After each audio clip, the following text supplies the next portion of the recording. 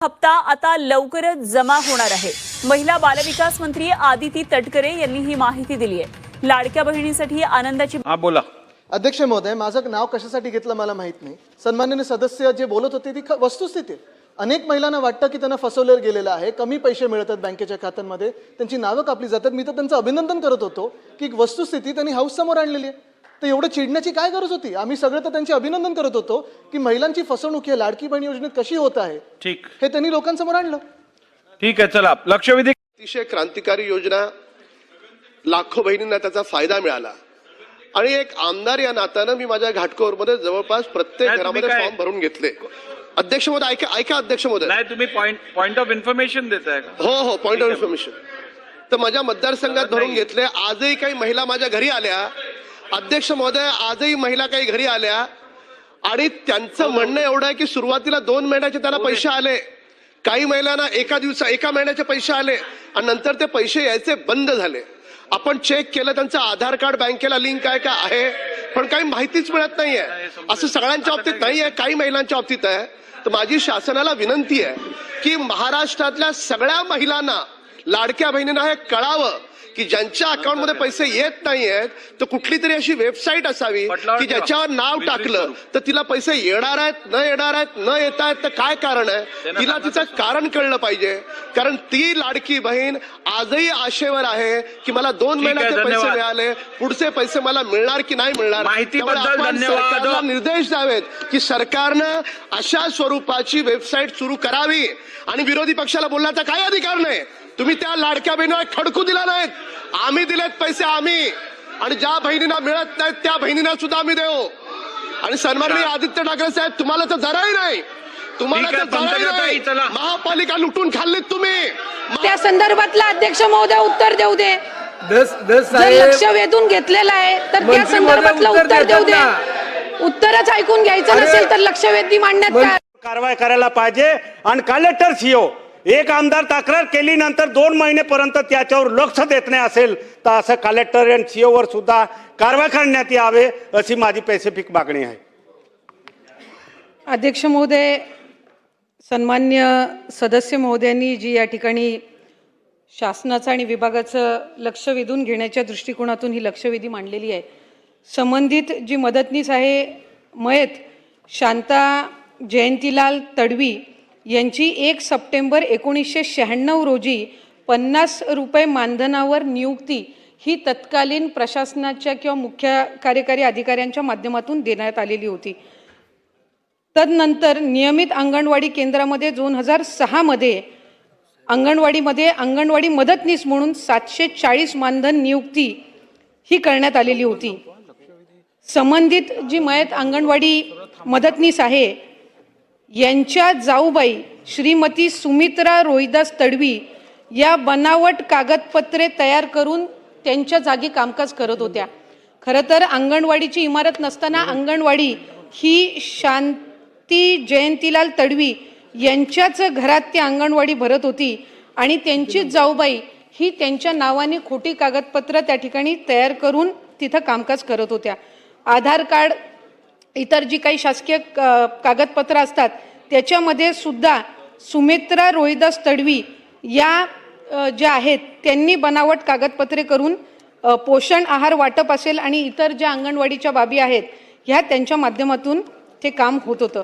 शांता जयंतीलाल तडवी यांची 11 ऑक्टोबर 2024 रोजी निधन झाले आणि शांता जयंतीलाल तडवी यांच्याऐवजी काम करत असल्या संदर्भामध्ये स्थानिक लोकप्रतिनिधी म्हणजे सन्मान्य आमदार महोदयांनी ज्या वेळेला त्या संदर्भातली तक्रार ही संबंधित जिल्ह्याच्या जिल्हाधिकारी आणि मुख्य कार्यकारी अधिकाऱ्यांकडे 21 फेब्रुवारी 2025 मध्ये केली, त्यावेळेला लगेचच 24 फेब्रुवारी 24/2/2025 मध्ये या संदर्भातली समिती ही सन्मान्य जिल्हाधिकाऱ्यांनी त्या ठिकाणी मुख्य कार्यकारी अधिकारी जिल्हा परिषदेच्या यांना सूचना देऊन त्या ठिकाणी स्थापन केली।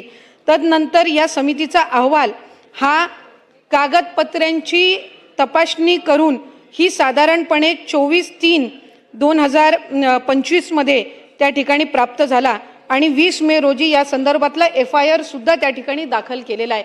खरं तर आमदार महोदयांनी या ठिकाणी नमूद केल्याप्रमाणे ज्या कैलासवासीय शांती जयंतीलाल तडवी आहेत यांच्या सुपुत्रांनीच आमदार महोदयांकडे त्या संदर्भातली तक्रार केली, पण त्यांच्याच नातेवाईक सुमित्रा रोहिदास तडवी ह्या त्याच घरातल्या ह्या बनावट कागदपत्र त्या ठिकाणी सादर करून इतके वर्ष काम करत होत्या. खऱ्या अर्थानं आम्ही सुपरवायझरकडनं सुद्धा त्या संदर्भातली ज्या वेळेला चौकशी केली त्यावेळेला स्थानिक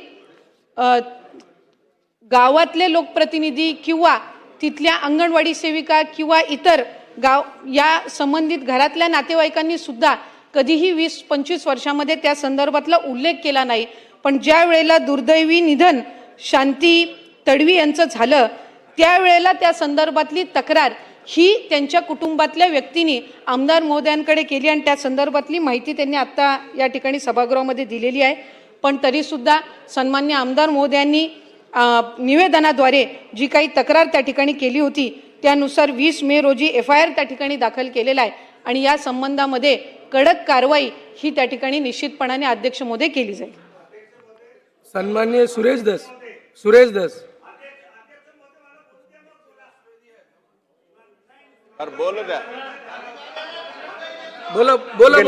बोला. अध्यक्ष महोदय, कडक कारवाई कोणावर करणार? माझा स्पेसिफिक प्रश्न आहे, CDPO आणि सुपरवायझरवर कारवाई करा.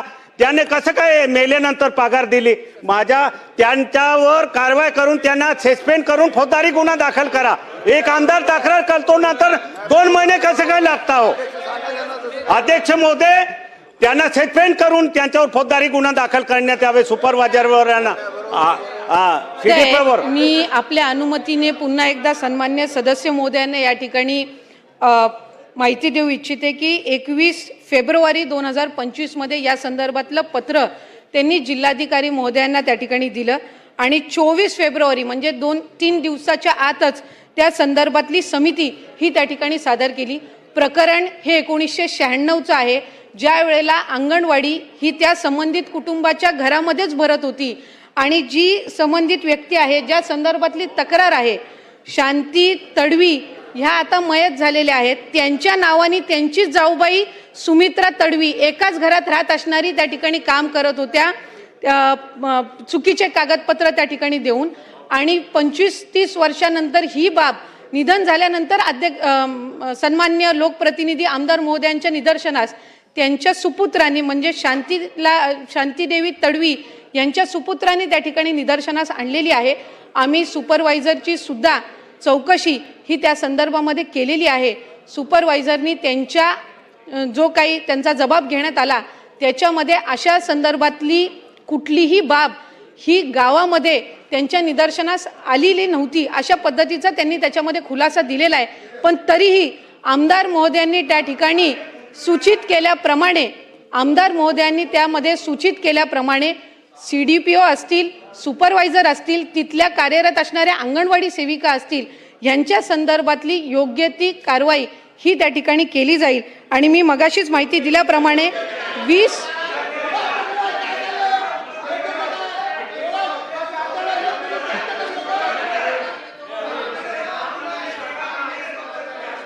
सन्मान्य अध्यक्ष महोदय, मला पुन्हा एकदा सभागृहातल्या सदस्यांच्या निदर्शनास आणून द्यायचंय की या बाबीमध्ये एकाच कुटुंबातल्या शांती तडवी या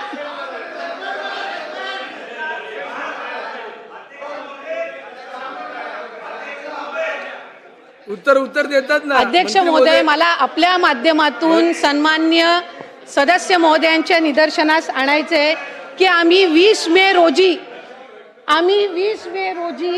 या संदर्भातला FIR दाखल केलेला असून CDPO यांना सुद्धा आणि सुपरवायझर यांना सुद्धा त्याच्यामध्ये आम्ही FIR मध्ये त्यांच्या विरोधात सुद्धा दाखल केलेला आहे. त्याच्यामुळे जी काही कारवाई आहे ती त्या संदर्भातली कडक ही केली जाईल. सन्मान्य अध्यक्ष महोदय, ही अतिशय गंभीर बाब आमच्या पाडवी साहेबांनी या ठिकाणी लक्षात आणून दिलेली. अध्यक्ष महोदय, आता महिला व बाल कल्याण मंत्री आता उत्तर देत आहेत की आम्ही CDPO आणि सुपरवायझर यांना सुद्धा त्या FIR मध्ये घेतलेलं आहे. मग माननीय